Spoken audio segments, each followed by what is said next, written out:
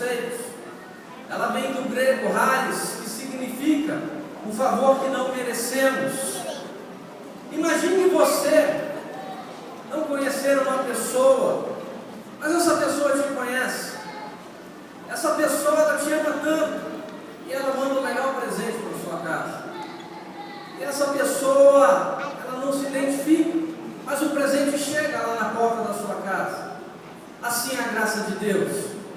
Você não o conhecia, mas Ele te conhecia desde a corrida genética no ventre da sua mãe. Você não o amava, mas Ele já estava preparando o melhor presente para você. Porque Deus amou o mundo de tal maneira que deu. Ele não emprestou, Ele não consignou, Ele deu, para que todo aquele que nele crê tenha vida eterna. A vida eterna é Cristo Jesus.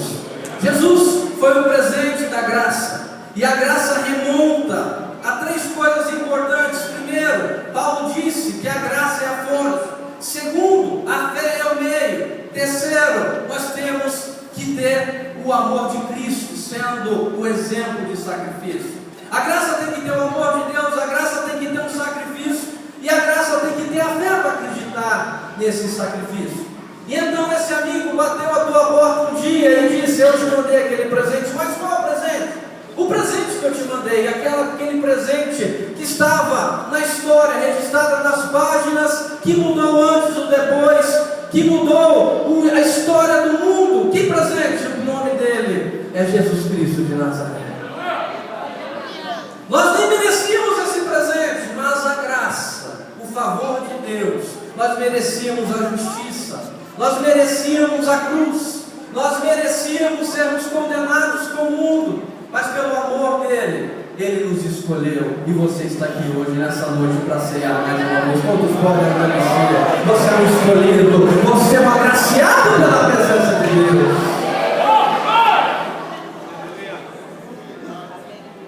A graça, dentro dos parâmetros teológicos, pode ser preveniente ou salvadora. Que palavra é essa? Preveniente vem de prévio. É a graça que está sobre toda criatura. É a graça que Deus derrama sobre cada ser que está nascendo nesse minuto. É a graça preveniente. Ele ama a todos. Mas a graça salvadora é aquela em que Cristo bateu na porta do teu coração e querendo ceiar contigo. Quando você o aceita, essa salvação chega à sua vida. É a graça que nós aceitamos como salvação. E Deus dá essa chance a todo ser que vem à face da terra. Senão Ele seria um Deus injusto. E essa graça então remonta ao primeiro pilar, a Cristo, ao sacrifício da graça. Diz os estudiosos que houve um pacto salute. O que significa isso? Um pacto da Trindade. O Pai disse ao Filho: você vai. Depois o Filho disse ao Espírito Santo: você fica. Hoje nós temos a presença de Deus no nosso coração, a presença do Espírito Santo que está na nossa alma. E dentro desse pacto salute, o Filho disse: eu vou. O que eu faço? Seja obediente. A quê? A morte de cruz. E então Paulo escreve a catedral teológica do sacrifício em Filipenses 2, de 5 a 11, dizendo que ele não teve por usurpação ser igual a Deus, mas se humilhando até a forma de servo, tomou a cruz e ali se humilhou, e ali se prostrou, e ali se foi destruído. Como diz Isaías, ele foi destruído, dilacerado pelos algozes naquele dia, mas ele foi obediente.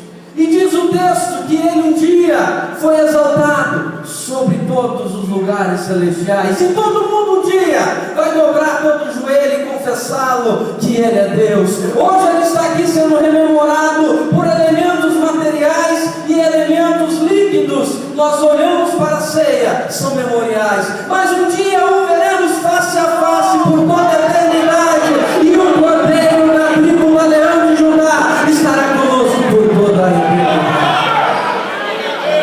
Eu vou te obedecer, Pai. Vou te obedecer para quê, Pai? Para realizar um propósito. E houve ali no céu uma grande reunião. Adão falhou, construiu um muro de separação, chamado pecado. Então nós vamos destruir esse muro, irmão Eliel. E esse muro vai chamar-se o nosso propósito, o nosso sacrifício. E o que eu tenho que fazer, Senhor? Você tem que pagar um preço. um preço de sangue, um preço que vai combater e vai resgatar. E essa temática foi longe demais. Como é que é a teoria da expiação? Jesus veio resgatar, Jesus veio satisfazer Deus, Jesus veio dar o exemplo de amor. Grandes teólogos levantaram grandes questões, mas o que nós mais entendemos é que Jesus foi o nosso resgate, para que nós pudéssemos estar aqui em novidade de vida, para celebrarmos mais uma vez com Ele. E então Jesus Cristo pagou um alto preço para resgatar a humanidade. Orígenes, pai da igreja do século II, ele defende que Jesus Cristo se sacrificou para resgatar-nos das correntes do pecado. E se hoje nós estamos aqui com as algemas quebradas, é porque alguém em obediência disse: nosso pacto está feito, Pai, eu vou resgatar a humanidade do pecado. Há uma certeza quando nascemos: nascemos para morrer e nascemos com a semente do pecado. Mas no meio dessa jornada, o amor de Deus se encontrou, chamado graça. E Ele vem com o alvará de soltura e com a chave de um carcereiro para abrir essa algema e te dizer: você está livre em meu nome. Sério, vive em paz, me adore por toda a eternidade. Quantos estão entendendo essa mensagem? Levante a mão, adore Ele pela graça que Ele derramou sobre a tua, sobre a nossa vida. Aleluia. E Jesus Cristo, então, no ápice da morte, Ele disse: Pai, se for possível, livra de mim esse cálice, todavia faz a tua vontade. Muitos cristãos hoje, dentro da graça barata, eu vou explicar o segundo ponto da mensagem, eles querem a sua vontade, eles não querem a segunda parte do verso: faz a tua vontade. E então, Jesus foi à cruz, 12 horas de tortura. Nenhum preso foi tão torturado na face da terra. Os organismos internacionais nem deixam mais passar por tamanha tortura. Jesus Cristo foi moído pelos nossos pecados. E depois Ele levou por aproximadamente 600 metros, da Hélia Capitolina ao Gólgota. Os estudiosos dizem 1.200 passos. Uma cruz tão pesada que Ele não conseguia carregar. Precisou de um amigo, que nem era tão amigo, chamado Simão Sirineu. Mas Ele foi obediente porque Ele tinha um plano com o Pai, completar a obra para que nós estivéssemos hoje aqui. E então, depois de 1.200 passos, com uma cruz pesando 150 quilos na sua totalidade, então uma parte já estava lá, 75 quilos aproximadamente a outra parte, Ele não hesitou, porque quando Ele levava, sem forças, cambaleando, Ele pensava em você e em mim hoje nessa manhã. Não podemos baratear, Gabriel, a graça de Deus. Não podemos trocar pela síndrome de Esaú. Muitos têm trocado a graça porque estão assintomados com a síndrome de Esaú. O que é a síndrome de Esaú? Trocar as coisas eternas, a bênção eterna, por coisas transitórias e passageiras. Ei, meu irmão, um carro, uma casa, uma posição, algo na sua vida que vai te melhorar, mas que vai te tirar da graça. Afasta-te, porque tem algo muito melhor preparado para você em todo o tempo. Quantos podem louvar a Deus? Você tem toda uma eternidade preparada para você na presença de Deus. E o antídoto para a síndrome de Esaú é o sangue de Cristo todo dia derramado, através da oração, através da palavra, através do contato com Cristo. Isso vai matando esse sintoma de Esaú. E então Jesus deixou ali a sua vida na cruz. Ele disse: Pai, tudo está consumado, tudo está decretado, o plano está feito. As trevas fez festa, as trevas fizeram festa. Mas por 3 dias, soltas as ânsias da morte, diz Lucas em Atos, a tumba gelada não pode contê-lo, porque a vida permeou na sua alma. E aquele Cristo morto agora é o Cristo vivo, andando pelo caminho de Emaús, encontrando-se com os discípulos, com as mulheres, e lhe dando a última instrução. E qual foi a última instrução? Preguem a palavra em tempo, em fora de tempo,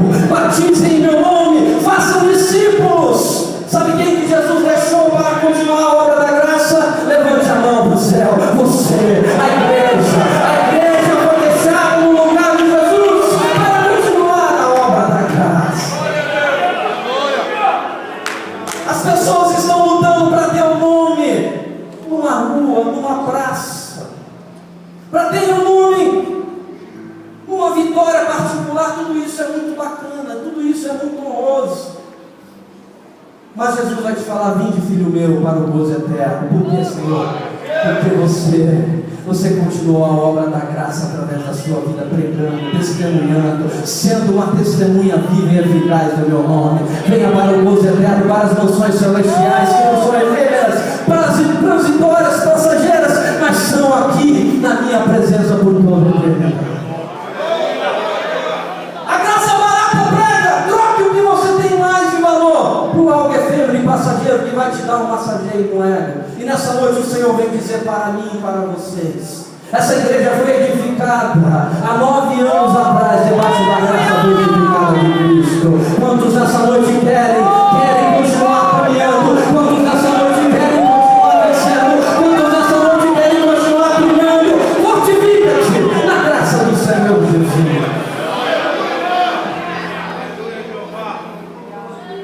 Muitas controvérsias vieram. Virou-se a página da morte de Cristo, a igreja com medo.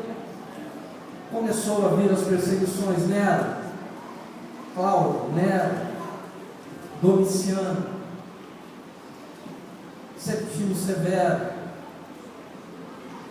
Décio, Diocleciano, até que chegou um dia e falaram: não dá para guerrear contra essa igreja. O alicerce deles é diferente. Toda filosofia nasce e se perde. Toda religião nasce e se perde. Esses chamados cristãos, pequenos cristos, eles continuam, pastor. Tertuliano, pai da igreja, pai latino, escreve no século II: o semente dos cristãos, o sangue dos cristãos é semente para o cristianismo. Para cada cristão que morria na arena, 10 romanos se convertiam naquele lugar. Mas não podemos mais lutar, soldados contra cristãos. Vamos começar a lutar animais contra cristãos. E então jogar os leões, a fogueira, os elementos de tortura, empalamento, arame farpado, óleo quente. E a igreja continuava caminhando. Sabe por quê? Porque o alicerce dela não é esse piso bonito. Isso aqui pode ser destruído, isso aqui pode passar. O que não pode passar é a graça de Jesus como fundamento da nossa vida. Eles não tinham tempo, eles não tinham curso de teologia, eles não tinham às vezes nem comida nem roupa, mas estavam adorando a Deus em todo lugar. E então, Constantino edita, o edito de Milão no ano 313, proíbe a perseguição.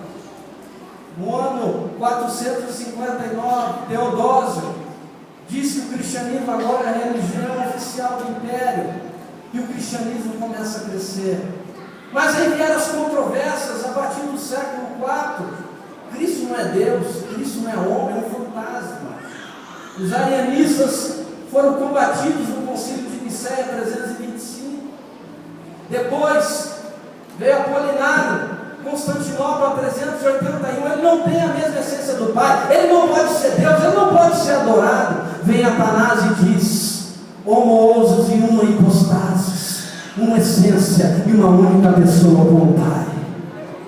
Depois vem Nestório, no concílio de Éfeso 431, o corpo dele era um corpo misturado, 50% Deus, 50% corpo. E então combatem a nele também. E aí vem o concílio de Calcedônia 451 e arrebentam com Eutico e dizem: Jesus Cristo é da mesma essência, o Espírito Santo é da mesma essência e uma só pessoa, e fazem o plano da Trindade.